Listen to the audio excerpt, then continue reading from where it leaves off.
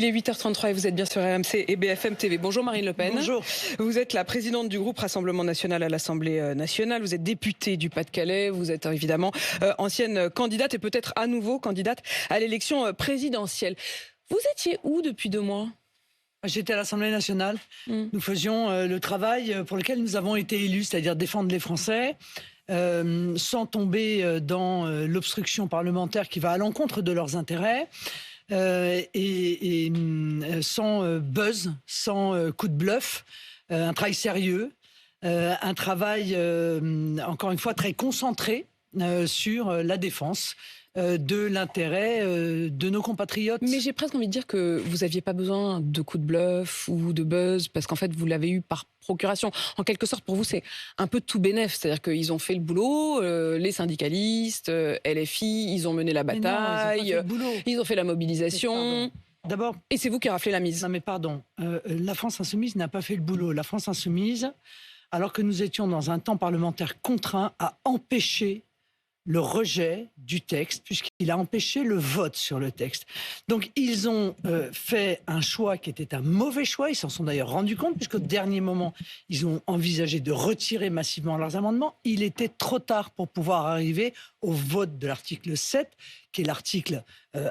pas le seul, mais qui est un des articles évidemment qui est l'article important, sur le report de l'âge de départ à la retraite. Donc ils ont fait absolument n'importe quoi en pensant que c'était leur intérêt politique et sans jamais penser à l'intérêt des Français.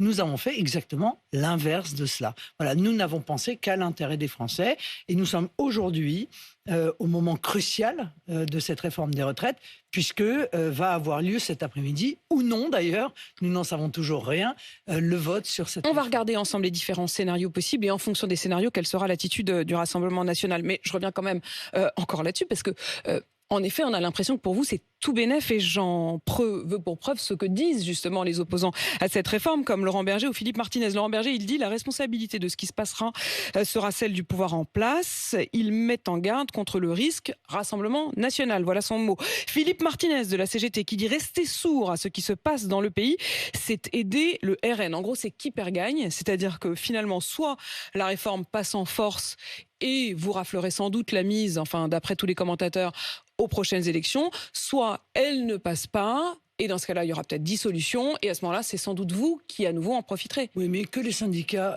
s'occupent de l'intérêt des salariés plutôt que des résultats des futures élections, parce qu'ils ne sont pas là pour faire de la politique quand même, je le rappelle.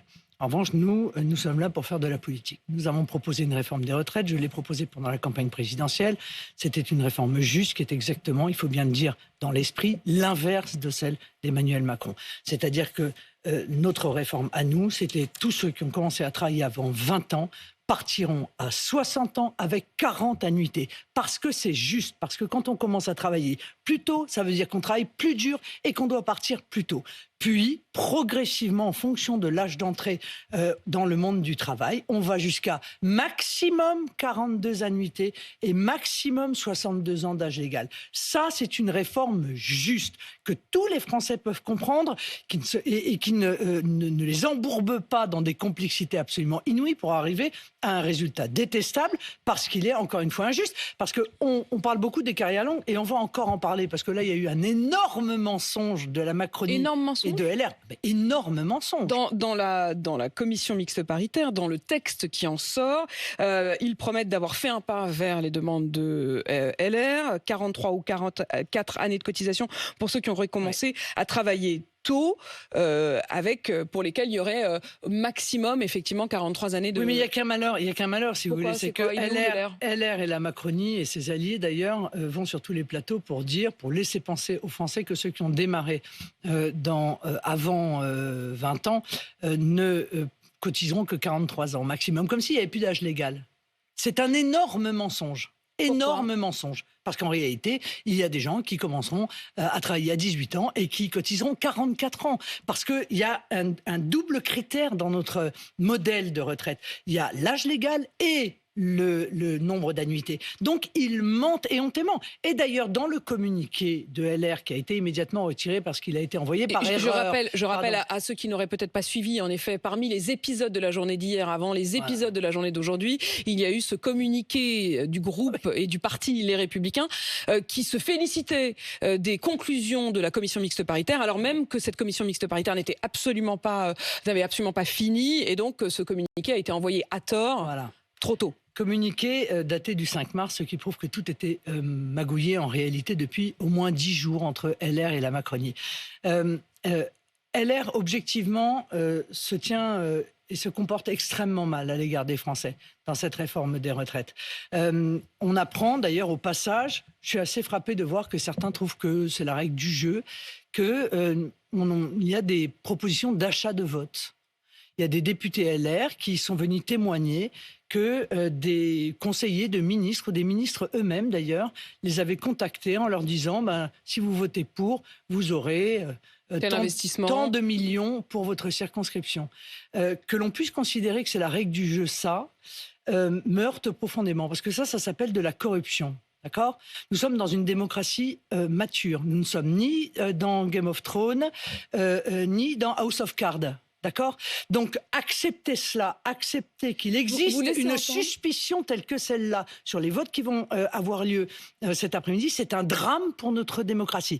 Et ceux qui, éventuellement, se seraient commis, évidemment, dans ce genre de manœuvre, de magouille, parce qu'il s'agit de magouille, eh bien, seront, à mon sens, décrédibilisés. Cela entache pour vous la crédibilité des voix LR qui pourraient se porter sur ce projet de loi ? En tout cas, ce qui est sûr, c'est que ça crée un doute.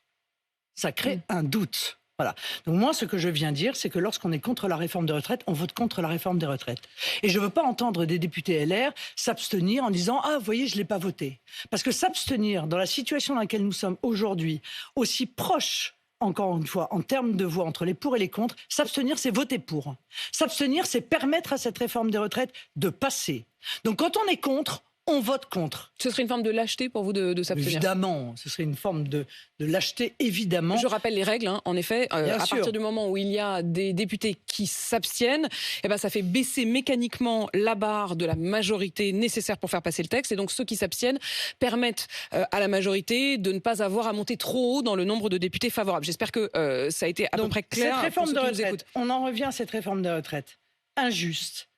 Mal préparé, mal calibré, mal présenté, où des mensonges absolument continus ont été proférés. Le mensonge sur les 1200, sur les 1200 euros, le mensonge sur les carrières longues, le mensonge d'ailleurs sur le CDI senior.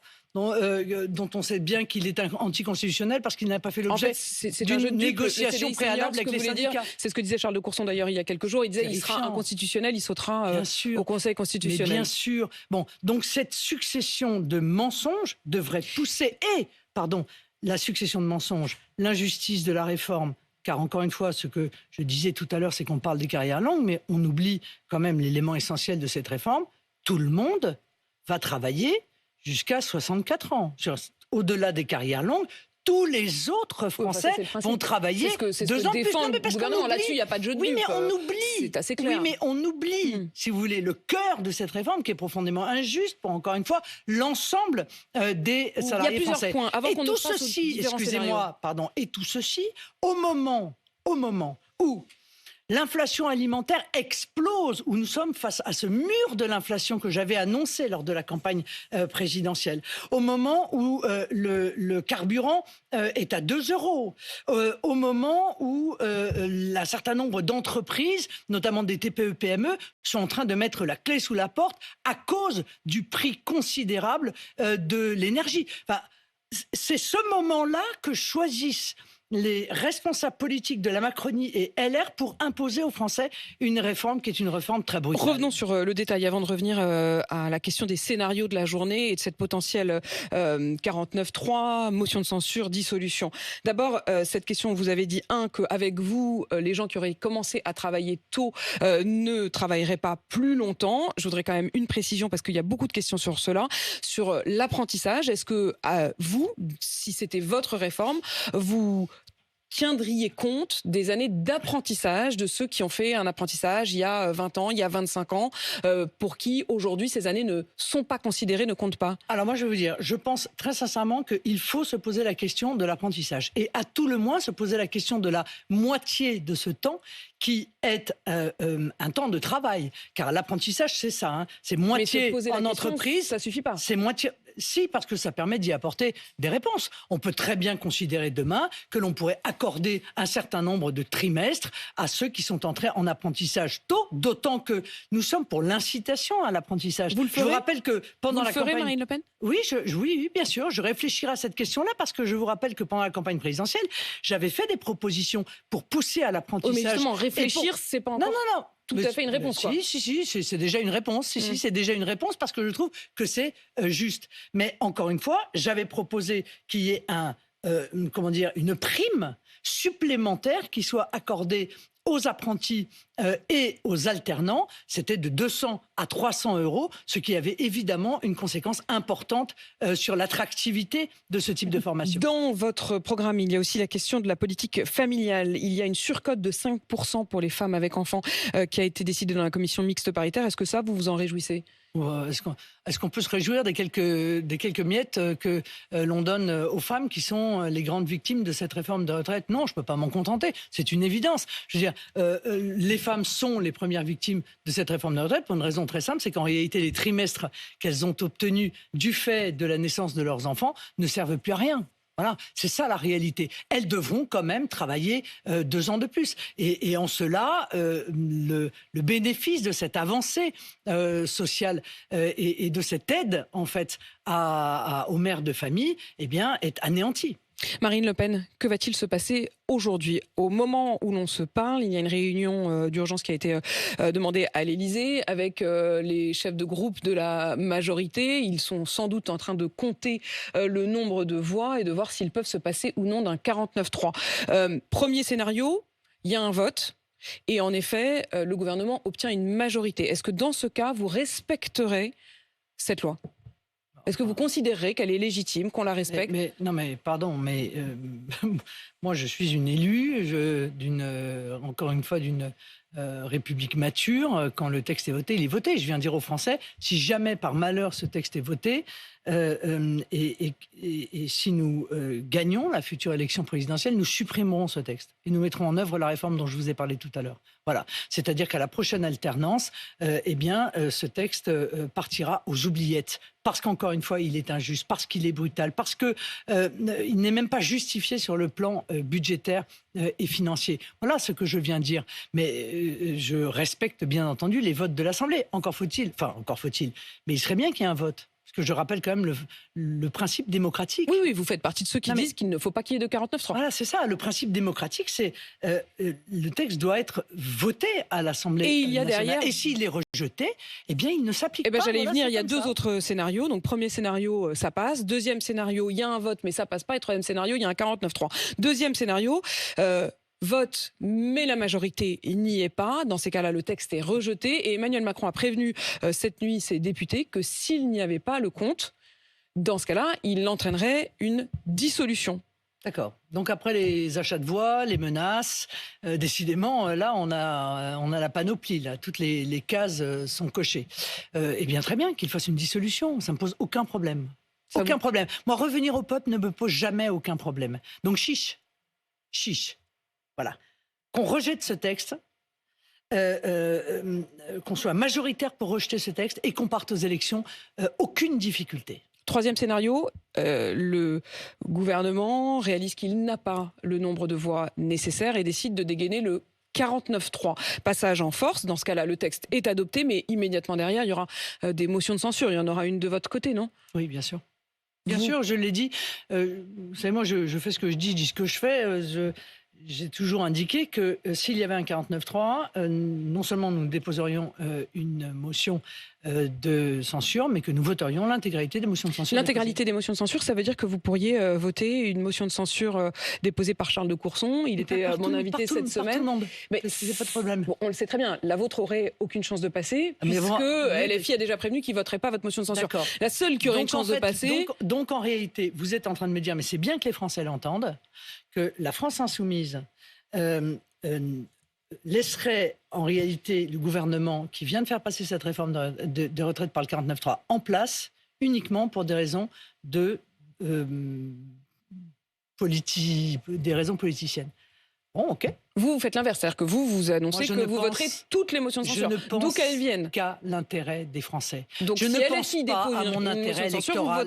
Je ne pense pas à mon intérêt politique. J'ai été élu, moi et l'ensemble des députés du Rassemblement national, pour défendre les intérêts des Français. Donc nous ferons tout ce qui est possible pour empêcher, encore une fois, le vote de cette réforme des retraites démocratiquement, et tout ce qui est possible pour faire chuter ce gouvernement si jamais il utilise le 49.3 pour faire passer une réforme qui est rejetée par une majorité. Est-ce que vous discutez avec Charles de Courson, avec son équipe, puisqu'il veut déposer cette motion transpartisane? Est-ce que ça va jusqu'à vous, transpartisane? Je ne sais pas, nous verrons. Je n'en sais rien et ça n'est pas très grave. Vous le sauriez si vous avez appelé. L'important, je vais vous dire une chose. Donc il ne vous a pas appelé?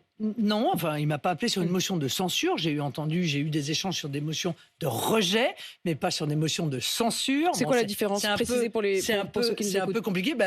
Par exemple, si on utilise le 49.3, on ne peut pas, par définition, la motion de rejet du texte ne peut pas être Donc s'il y a 49.3, c'est une motion de censure. S'il n'y a pas de 49.3, c'est une motion de rejet. Il peut y avoir une motion de rejet, exactement. Et qui peut également, d'ailleurs, voir une majorité se dégager. Pourquoi pas? Donc ça, s'ils annoncent voter, s'ils s'annoncent passer au 49.3, vous déposerez une motion de rejet. Tout ce qui peut empêcher la mise en œuvre de cette réforme des retraites. Nous sommes très clairs sur ce sujet. La France insoumise, les syndicats appellent à manifester, à se rassembler autour de l'Assemblée nationale aujourd'hui. Est-ce que vous entendez cet appel-là? Est-ce que vous dites pourquoi pas à ceux qui votent pour vous de venir auprès de l'Assemblée? Mes électeurs sont parfaitement libres de participer aux manifestations. Je considère que l'expression de l'opposition du peuple français dans la rue et l'expression de l'opposition des députés au sein de l'Assemblée nationale ne sont pas contradictoires. Vous n'avez jamais appelé aux grèves? Il n'y a pas de compétition de légitimité. Il y a des moyens d'action qui sont différents. Et donc, s'ils veulent manifester, eh bien, soit qu'ils manifestent. Moi, tant que, si vous voulez, ces manifestations se passent, et c'est le cas jusqu'à présent, de manière pacifique, tant que les actions qui sont menées ne visent pas des gens personnellement, comme ça a été le cas pour les coupures d'électricité, où je suis pour le coup très opposé à des coupures d'électricité qui visent tel ou tel député, parce que ça m'apparaît aller au-delà de la contestation normale dans une démocratie. Le fort de Brégançon. Il n'y a aucune difficulté. Marine Le Pen, les poubelles qui s'accumulent, qui sont donc le résultat des grèves des éboueurs. Il y a un bras de fer entre Gérald Darmanin, ministre de l'Intérieur, Anne Hidalgo, maire de Paris. Il lui demande la réquisition. Le préfet de Paris a dit qu'il y aurait réquisition des éboueurs pour qu'ils reviennent travailler. Est-ce que vous considérez qu'il faut en effet réquisitionner les éboueurs face à la situation? Ou est-ce qu'au contraire, vous êtes plutôt du côté du respect? C'est un petit peu un conflit entre ceux qui ont voté pour Emmanuel Macron, en fait. Parce que Mme Hidalgo a aussi voté pour Emmanuel Macron. Non, je me permets de le rappeler parce que, si vous voulez, tous ceux qui aujourd'hui font mine de se scandaliser de cette réforme des retraites ont quand même tous appelé pour Emmanuel Macron. Mais il l'assume, hein. Les syndicats, à Laurent Berger qui dit entre Marine Le Pen ou la retraite à 65 ans, je préfère encore la retraite à 65 ans. Voilà, donc entre la retraite à 60 ans pour ceux qui ont commencé à travailler tôt et 62 ans avec 42 annuités pour ceux qui ont commencé à travailler postérieurement, eh bien, il préfère la retraite à 64 ans. Bon, au moins, les choses sont claires. C'est pas parce qu'ils se parlent entre eux que vous n'avez pas une opinion. Qu'est-ce que vous feriez, vous? Ils ont tous appelé à voter pour Emmanuel Macron. Ça, c'est du passé. Aujourd'hui, il y a cette situation dans les Paris et d'autres villes. Vous feriez quoi? D'abord, je tiens à exprimer à l'égard des éboueurs la compréhension qui est la mienne de leur rejet de cette réforme des retraites, parce qu'il est évident que ça fait partie des métiers pénibles, des métiers d'ailleurs dont on a eu besoin, dont on était bien content qu'ils soient là lors de la crise du Covid, et par conséquent, je comprends tout à fait leur opposition à cette réforme que je partage, je le redis une nouvelle fois. À partir du moment où des problèmes sanitaires commencent à se poser, alors oui, évidemment, il faut régler le problème pour des raisons sanitaires. Je vous donne un autre exemple. Si par exemple une usine de traitement des eaux était en grève et que donc l'eau qui arrive à votre robinet n'était pas traitée, ça entraînerait un problème sanitaire pour la population et ça, il est évident que c'est la limite en quelque sorte. Donc vous appelez malgré tout les éboueurs à reprendre le travail? Oui, enfin, je les appelle à reprendre le travail ou j'appelle les services publics à faire en sorte qu'il n'y ait pas de problème sanitaire lié à la grève des éboueurs. Un dernier mot, Éric Zemmour sort un livre aujourd'hui dans lequel il parle notamment de vous. Elle ne se soucie pas des idées. À ses yeux, tous ceux qui aiment leur maniement, le maniement des idées, ne sont que des idéologues. Elle habille des oripeaux du pragmatisme, son mépris de tous les concepts et de la culture. Non, mais encore une fois, les idées, je les respecte, bien entendu, je les défends, mais derrière, il y a des hommes et des femmes. C'est peut-être ça que Éric Zemmour, pour le coup, a oublié au cours de sa campagne présidentielle. C'est que les idées, les propositions politiques que l'on fait, elles s'appliquent à des hommes. Il réfléchit à revenir, il dit qu'il n'a pas quitté le jeu politique. Et donc le peuple est effectivement l'élément essentiel de ma réflexion et son intérêt est l'élément essentiel de ma réflexion. Moi, je veux dire, en politique, il y a une règle qui est très claire. Lorsque vous écrivez un livre de règlement de compte, ça s'appelle un testament. C'est le testament d'Éric Zemmour pour vous. Ça veut dire qu'on part. Parce que sinon, on ne fait pas un livre de règlement de compte. On fait un livre pour proposer. On fait un livre pour tracer des routes. On fait un livre pour décrire l'opposition constructive à la politique actuelle. Marine Le Pen, merci d'avoir répondu à mes questions au matin de cette journée cruciale. On a bien compris quelle serait votre attitude en fonction des différents scénarios. Il est 8h53 et vous êtes bien sur RMC BFM TV.